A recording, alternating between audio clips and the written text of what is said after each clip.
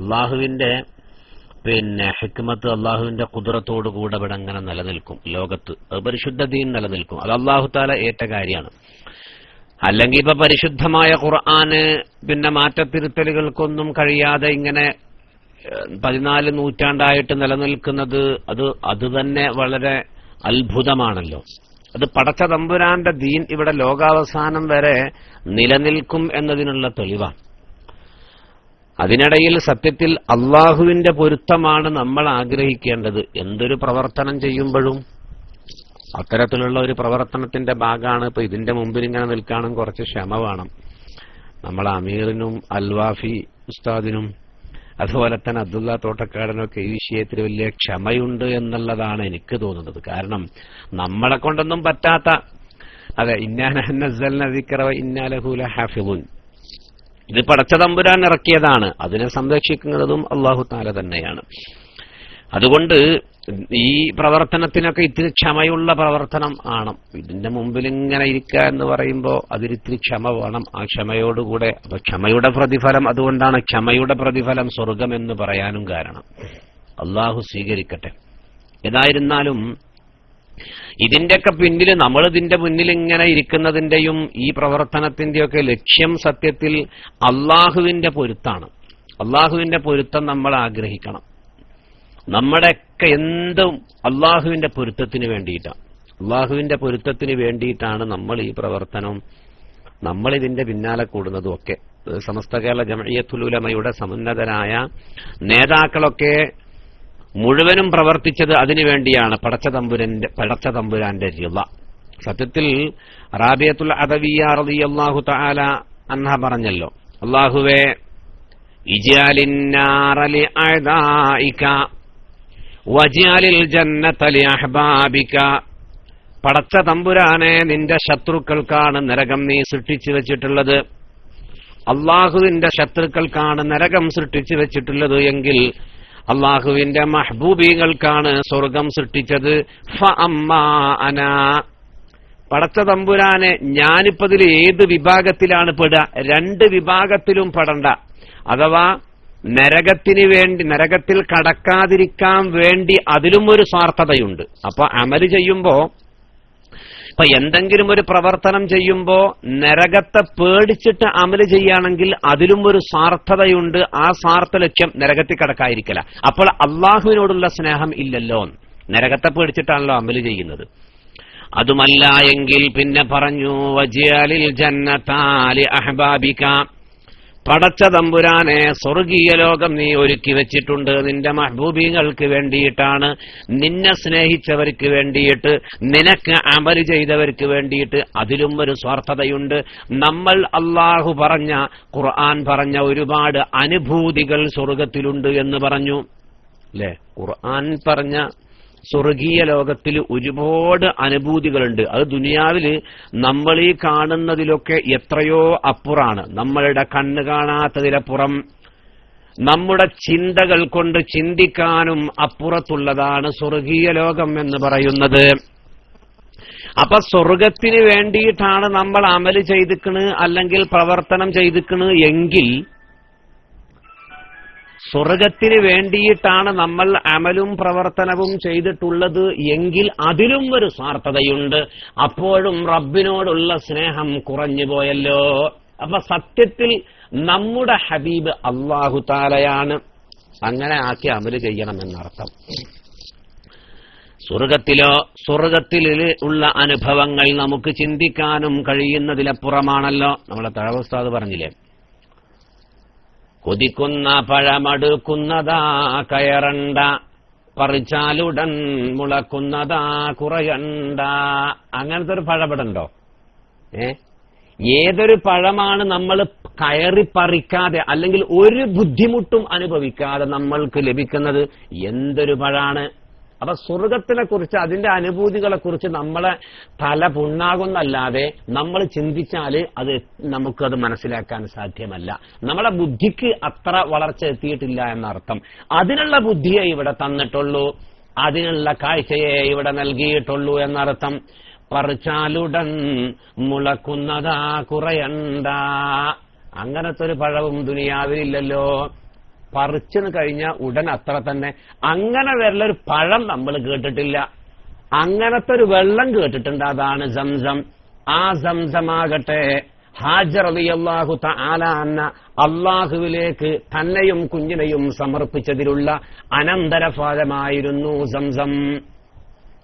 അപ്പൊ തവക്കുൽ, അള്ളാഹുവിലേക്ക് നമ്മുടെ കാര്യങ്ങൾ അർപ്പിച്ചു കഴിഞ്ഞാൽ പിന്നെ അതിന്റെ ഫലം വളരെ വലുതായിരിക്കും എന്ന് നമുക്ക് മനസ്സിലാക്കാൻ സാധിക്കും. ഏതായിരുന്നാലും നമ്മൾ പറഞ്ഞ് വന്നത്, അപ്പൊ സ്വർഗീയ ലോകത്തിനാണ് നമ്മൾ അമല് ചെയ്യുന്നത് എങ്കിൽ അതിലുമുണ്ട് ഒരു സ്വാർത്ഥത. അതെന്തേ? സ്വർഗം കിട്ടൽ തന്നെ. അപ്പൊ സ്വർഗവുമല്ല ലക്ഷ്യം, നരകത്തിൽ നിന്ന് രക്ഷപ്പെടലുമല്ല ലക്ഷ്യം. പിന്നെ മൂന്നാമത്തതൊരു ലക്ഷ്യം പറഞ്ഞു. മഹദിയായ റാബിയത്തുൽ അദവിയ്യ റളിയല്ലാഹു അൻഹ, പടച്ചവനെ ഫഹസ്ബി അന്ത, അല്ലാഹുവേ എന്റെ ലക്ഷ്യം എന്താണെന്നറിയോ? നീ മാത്രമാൻ. അല്ലാഹുവിനെ കണ്ടുമുട്ടുക എന്നുള്ളതാണ് ലക്ഷ്യം. അത് സ്വർഗത്തിലെ ഈ കാണുന്ന അനുഭൂതികളെക്കാളും എത്രയോ വലുതാണ്. നമ്മൾ നിരീക്ഷിച്ച അല്ലെങ്കിൽ നമ്മൾ കേട്ട് പരിചയിച്ച ഒരുപാട് സ്വർഗത്തിലെ അനുഭൂതികളുണ്ട്. ആ അനുഭൂതികളെക്കാൾ എത്രയോ മീതയാണ് അള്ളാഹുവിന്റെ പൊരുത്തം എന്നതാ. അതിനു വേണ്ടിയിട്ടാണ് സത്യത്തിൽ നമ്മൾ അമല് ചെയ്യേണ്ടത്. അല്ലാഹു തആല നമ്മെ അങ്ങനെ ആക്കട്ടെ. സൂറത്തുൽ കഹ്ഫിന്റെ അവസാന ഭാഗത്ത് അതാ പറയുന്നത്, فمن كان يرجو لقاء ربه فليعمل عملا صالحا ولا يشرك بعبادة ربه أحدا. അള്ളാഹുവിനെ കണ്ടുമുട്ടണമെന്ന് ആർക്കെങ്കിലും ആഗ്രഹമുണ്ടെങ്കിൽ, അള്ളാഹുവിനെ കണ്ടുമുട്ടുന്നത് സത്യത്തിൽ സ്വർഗീയ ലോകത്താണ്. സ്വർഗീയ ലോകത്തിലെ ഏറ്റവും വലിയ അനുഭൂതിയാണ് പടച്ച തമ്പുരാന്റെ ലിഖായിനെ, അള്ളാഹുവിനെ കണ്ടുമുട്ടുക എന്നുള്ളത് സ്വർഗീയ ലോകത്തിലെ ഏറ്റവും വലിയ അനുഭൂതിയാണ്. ഈ അനുഭൂതി എല്ലാവർക്കും ലഭിച്ചുകൊള്ളണമെന്നില്ല. അപ്പൊ സ്വർഗത്തിൽ കടക്കുന്നതിനേക്കാളും അല്ലെങ്കിൽ കടന്നതിനേക്കാളും ഏറ്റവും വലിയ സന്തോഷം ലഭിക്കുന്നത് അള്ളാഹുവിനെ കണ്ടുമുട്ടുമ്പോഴാണ്. അതിനുവേണ്ടി വല്ലവരുത്തനും അമല് ചെയ്തിട്ടുണ്ടെങ്കിൽ അതിനൊരു നിബന്ധനയുണ്ട്. ഫൽയഅമൽ അമലൻ സ്വാലിഹാ വലാ യുശ്രിക് ബിഇബാദതി റബ്ബിഹി അഹദാ. കണ്ടോ? അതിന് കളങ്കതയില്ലാത്ത അമല് ചെയ്യണം. നമ്മളൊക്കെ അമൽ അങ്ങനെയാണെന്ന് പറയാൻ പറ്റുമോ? ഏതൊരു പ്രവർത്തനം ചെയ്തെങ്കിലും എന്തെങ്കിലും ഒരു ലക്ഷ്യം നമുക്കുണ്ട്. അതിൽ ഒന്നിരിക്കലോ ഫേസ്ബുക്കിൽ കാണണം. ഇപ്പൊ ഫേസ്ബുക്കും കഴിഞ്ഞിട്ട് ഇപ്പൊ വാട്സപ്പിലാണെങ്കിൽ അതിനു വേണ്ടിയിട്ടാണ് നീ അമല് ചെയ്തിട്ടുണ്ടെങ്കിൽ വലാ യുശ്രിക് ബിഇബാദതി റബ്ബിഹി അഹദാ, ഇതിന്റെ പരിധിയിൽ പെടുകയില്ല. അപ്പോൾ പിന്നെ നമ്മുടെ അമലിൽ, നമ്മുടെ പ്രവർത്തനത്തിൽ കളങ്കതയുണ്ട്. അങ്ങനെ കളങ്കതയുണ്ടെങ്കിൽ റബ്ബിന്റെ ലിഖാ നമുക്ക് ലഭിക്കൂല. അല്ലാഹ് യാ അല്ലാഹ്. അപ്പൊ അല്ലാഹു തആല നമുക്ക് രക്ഷിക്കട്ടെ. അപ്പൊ സത്യത്തിൽ നമ്മുടെ അമല് നിഷ്കളങ്കമായ അമലാണെങ്കിൽ റബ്ബിനെ കണ്ടുമുട്ടാൻ സാധിക്കും. അതാണ് അള്ളാഹുവിന്റെ പൊരുത്തം. അള്ളാഹുവിന്റെ പൊരുത്തമാണ് സ്വർഗത്തിനേക്കാൾ മീതയുള്ളത്. അതാണ് മുഹയ്യിദ്ദീൻ ശൈഖ് റളിയല്ലാഹു തആല അൻഹുവിന്റെ ഒരു ദിക്റിൽ പറയുന്നുണ്ടല്ലോ, ഇലാഹി അന്ത മഖ്സൂദി. നമ്മളത് ദിക്റിന്റെ ഇടക്ക് പാട്ട് പാടാനുള്ളത് ഒന്നാന്നാ കരുതിക്കുന്നത്. സത്യത്തിൽ വളരെ അർത്ഥവത്തായ ദിക്റാന്നുള്ളത് നമ്മളൊന്നും കരുതിയിട്ടില്ല. ഇടക്കിടക്ക് ദിക്ർ ചെല്ലുമ്പോ നമ്മൾ ഇങ്ങനെ പാടലുണ്ട് ഇലാഹി, പക്ഷെ വളരെ അർത്ഥവത്തായ ദിക്റാകുന്നു. ഇലാഹി അന്ത മഖ്സൂദി. റാബിയത്തുൽ അദവിയ്യ റളിയല്ലാഹു അൻഹ പറഞ്ഞതാണ്. മുഹയ്യിദ്ദീൻ ശൈഖ് റളിയല്ലാഹു തആല അൻഹു നമ്മെ പഠിപ്പിച്ചത്, അല്ലാഹുവേ എന്റെ ഉദ്ദേശം നീ മാത്രമാണ്, വേറെ ഒരു ലക്ഷ്യവും എനിക്കില്ല എന്നതാണ് മുഹയ്യിദ്ദീൻ ശൈഖ് റളിയല്ലാഹു അൻഹു പറഞ്ഞത്. ഇലാഹി അന്ത മഖ്സൂദി വയദാക മത്ലൂബി. പടച്ച തമ്പുരാനെ, നിന്റെ പൊരുത്തം മാത്രമാണ് ഞാൻ ആഗ്രഹിക്കുന്നത്, വേറെ ഒന്നും എനിക്ക് വേണ്ട റബ്ബേ. ഈ ഒരു പൊരുത്തത്തിന് വേണ്ടി അള്ളാഹുവിന്റെ റിളാ ആണ് ലക്ഷ്യമെങ്കിൽ അതിനു വേണ്ടിയാണ്. അപ്പൊ സ്വർഗത്തിനേക്കാളും മീതയാണ് അള്ളാഹുവിന്റെ പൊരുത്തം. സത്യത്തിൽ നമ്മൾ ഉംറക്കും ഹജ്ജിനും ഒക്കെ പോകുമ്പോ തൽബിയത്തിന് ശേഷം നബി സല്ലല്ലാഹു അലൈഹി വസല്ലമ തങ്ങളോടുള്ള പിന്നെ സ്വലാത്തിനു ശേഷം പിന്നെ ഒരു ദുആ പഠിപ്പിച്ചിട്ടുണ്ട് പുണ്യ നബി സല്ലല്ലാഹു അലൈഹി വസല്ലം അല്ലേ. അപ്പൊ ആദ്യം തൽബിയത്ത്. സത്യത്തിൽ തൽബിയത്ത് എന്താണ്? അള്ളാഹുമായിട്ടുള്ള ബന്ധം ഊട്ടിയുറപ്പിക്കല അല്ലെ. അള്ളാഹുമായിട്ടുള്ള ബന്ധം ഊട്ടിയുറപ്പിച്ചു. അതിനുശേഷം പിന്നെ നമ്മൾ മുഹമ്മദ് നബി സല്ലല്ലാഹു അലൈഹി വസല്ലം അവിടുത്തെ സലാത്ത് ചൊല്ലി. അപ്പൊ മുഹമ്മദ് നബി സല്ലല്ലാഹു അലൈഹി വസല്ലമ തങ്ങൾ നമുക്ക് വേണം. കാരണം നമുക്ക് വേണ്ടി ശുപാർശ ചെയ്യുന്നത് പുണ്യനബിയാണ്. അതിനെ പുണ്യനബിക്ക് നമ്മൾ സ്വലാത്ത് ചൊല്ലുന്നു. പിന്നെയോ പിന്നെ പറയുന്ന ഒരു പ്രാർത്ഥനയുണ്ട്. അല്ലാഹുമ്മ ഇന്നാ നസ്അലുക റിളാക വൽ ജന്ന വനഊദു ബിക മിൻ സഖതിക വന്നാർ. അതാ അവിടെയാണ് നമുക്ക് സ്വർഗത്തിനേക്കാളും മീതെ അള്ളാഹുവിന്റെ പൊരുത്തണ്ട് എന്ന് നമുക്ക് മനസ്സിലാക്കാൻ സാധിക്കുക. അള്ളാഹു നമ്മെ സ്വീകരിക്കട്ടെ.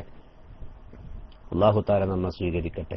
അത് സ്വർഗത്തിൽ നരകത്തിൽ നിന്ന് രക്ഷപ്പെട്ടിട്ട് അപ്പൊ അള്ളാഹുവിന്റെ സ്വർഗത്തിനേക്കാളും മീതയാണ് അള്ളാഹുവിന്റെ റിള.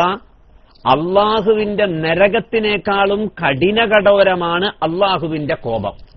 ഇത് രണ്ടുമാണ് ആ പ്രാർത്ഥനയിൽ പറയുന്നത്. അപ്പൊ നരകത്തെ തൊട്ടും അള്ളാഹുവെ നീ എന്നോട് ദേഷ്യപ്പെടുന്നതിനെ തൊട്ടും ഞാൻ അഭയം തേടുകയും സ്വർഗീയ ലോകം എനിക്ക് നൽകണമെന്ന് നിന്റെ പൊരുത്തവും എനിക്ക് വേണമെന്ന് ഞാൻ ചോദിക്കുകയും ചെയ്യുന്നു. ഇതാണ് മുഹയ്യിദ്ദീൻ ശൈഖ് റളിയല്ലാഹു തആല അൻഹു നമ്മെ പഠിപ്പിച്ചതും. ഇലാഹി അൻത മഖ്സൂദി വരിളാക മത്ലൂബി. പുണ്യ നബി സല്ലല്ലാഹു അലൈഹി വസല്ലമ തങ്ങൾ നരകത്തിൽ നിന്ന് അവസാനമായിട്ട് രക്ഷപ്പെടുന്ന ഒരു മനുഷ്യന്റെ കഥ പറയുന്നുണ്ട്. സ്വർഗത്തിലേക്കൊന്ന് കടത്താൻ പറയും. അങ്ങനെ പറഞ്ഞ് അല്ലാഹു തആല സ്വർഗത്തിന്റെ അരികിൽ വാതിലിന്റെ അവിടെ നിർത്തും.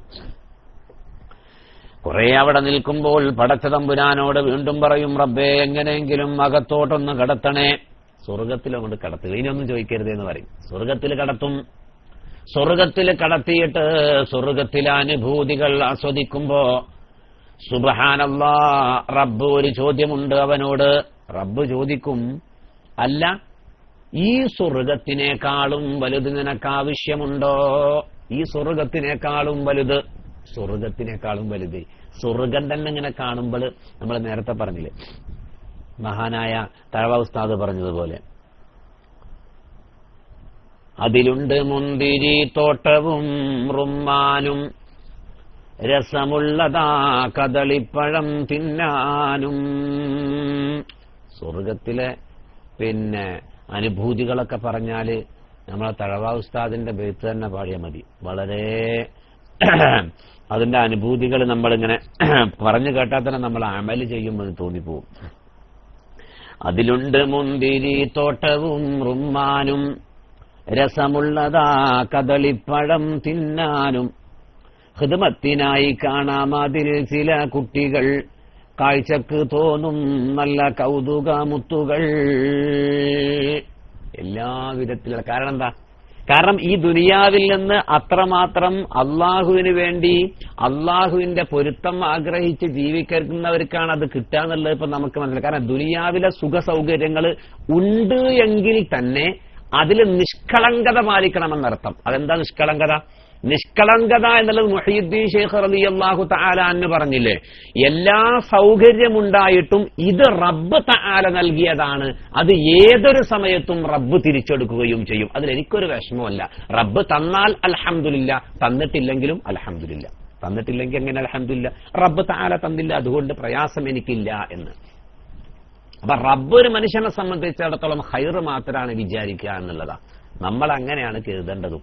നമ്മളാരും അല്ലാഹു തആല നമ്മളെ പരീക്ഷിക്കുമെന്ന് കരുതല്ല. ആ പരീക്ഷണത്തിൽ ഒരു രസമുണ്ട്. ആ രസം സ്വർഗീയ ലോകത്തിലെ അനുഭൂതി ലഭിച്ച് മേടിച്ചു തരാനായിരിക്കും എന്ന് നമുക്ക് മനസ്സിലാക്കണം. പക്ഷെ നമുക്കത് സത്യത്തിൽ ചിലപ്പോൾ അതങ്ങോട്ട് ഉൾക്കൊള്ളാൻ കഴിയൂല. അതിപ്പോ സാമ്പത്തിക മാന്ദ്യം സംഭവിച്ചാലും വേണ്ടില്ല, ജോലി നഷ്ടപ്പെട്ടാലും വേണ്ടില്ല, ശമ്പളം പെൻഡിങ് ആയാലും വേണ്ടില്ല, ഏതും റബ്ബ് തആലാന്റെ പരീക്ഷണത്തിൽ അതിൽ ഒരു രസമുണ്ട്. ആ രസം സ്വർഗീയ ലോകത്തില് നമ്മളെ കടത്താനുള്ളതായിരിക്കും. അല്ലാഹു തആല അനുഗ്രഹിക്കട്ടെ. അപ്പൊ സ്വർഗീയ ലോകത്തിലെ രസം നമുക്ക് അനുഭവിക്കാൻ പടച്ച തമ്പുരാൻ ചില പ്രയാസങ്ങളൊക്കെ കൊണ്ട് നമ്മളവിടെ നൽകും. അതിൽ ക്ഷമിച്ചിട്ടുണ്ടെങ്കിൽ ആ ക്ഷമക്കാണ് പ്രതിഫലം സ്വർഗം എന്ന് പറഞ്ഞത്. അള്ളാഹു നമ്മെ സ്വീകരിക്കട്ടെ. അള്ളാഹു തആല നമ്മെ സ്വീകരിക്കട്ടെ പ്രിയപ്പെട്ടവരെ. അതുകൊണ്ട് കൂടുതൽ സംസാരിക്കാനൊന്നും ഈ സമയത്ത് ഉദ്ദേശിക്കുന്നില്ല. നമ്മളെ സുഹൃത്ത് തോട്ടക്കാട് ഇങ്ങനെ വിളിച്ചപ്പോൾ പെട്ടെന്നൊന്നും ഇങ്ങോട്ട് വന്നതാ. അതിന്റെ അടിയിൽ തന്നെ നിങ്ങൾ കേട്ടിട്ടുണ്ടാവും 2-3 കോള്.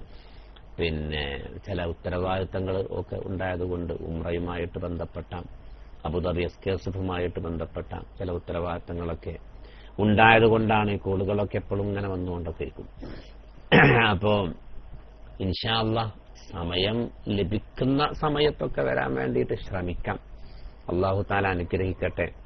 ഇതിനുവേണ്ടി കഷ്ടപ്പെടുന്ന ആളുകളൊക്കെ ഉണ്ട്. അല്ലാഹു തആല അവർക്കൊക്കെ നിഷ്കളങ്കമായ അമലായി നാളെ സ്വീകരിച്ച് നമ്മെ എല്ലാവരെയും സ്വർഗീയ ലോകത്ത് കണ്ടുമുട്ടാനുള്ള സൗഭാഗ്യം അല്ലാഹു തആല നൽകി അനുഗ്രഹിക്കട്ടെ. അല്ലാഹുവിന്റെ ലിഖാഇനെ കാണുക, അള്ളാഹിന്റെ പൊരുത്തം നേടുക, അതിനുവേണ്ടി അമല് ചെയ്യുന്ന നല്ല മുത്തഖീങ്ങളിൽ പടച്ച തമ്പുരാൻ നമ്മെ ഉൾപ്പെടുത്തി അനുഗ്രഹിക്കട്ടെ എന്ന് ആത്മാർത്ഥമായിട്ട് ദുആ ചെയ്യാണ്. നമ്മുടെ ക്ലാസ് റൂമിനും സമസ്ത കേരള ജംഇയ്യത്തുൽ ഉലമക്ക് നേതൃത്വം നൽകിക്കൊണ്ടിരിക്കുന്ന ഒരുപാട് ഉസ്താദമാര്, പ്രായമായവര്, രോഗികളാണ്. അല്ലാഹു തആല അവർക്കെല്ലാവർക്കും രോഗശമനം നൽകി അനുഗ്രഹിക്കട്ടെ. അവരെ എല്ലാവരെയും അല്ലാഹു തആല മരണപ്പെട്ടു പോയ ആളുകൾക്കൊക്കെ അല്ലാഹു തആല ദറജ ഉയർത്തി കൊടുക്കുകയും ജീവിച്ചിരിക്കുന്ന ആളുകൾക്ക് ദീർഘായുസ്സും ആഫിയത്തും നൽകി അനുഗ്രഹിക്കുകയും ചെയ്യട്ടെ.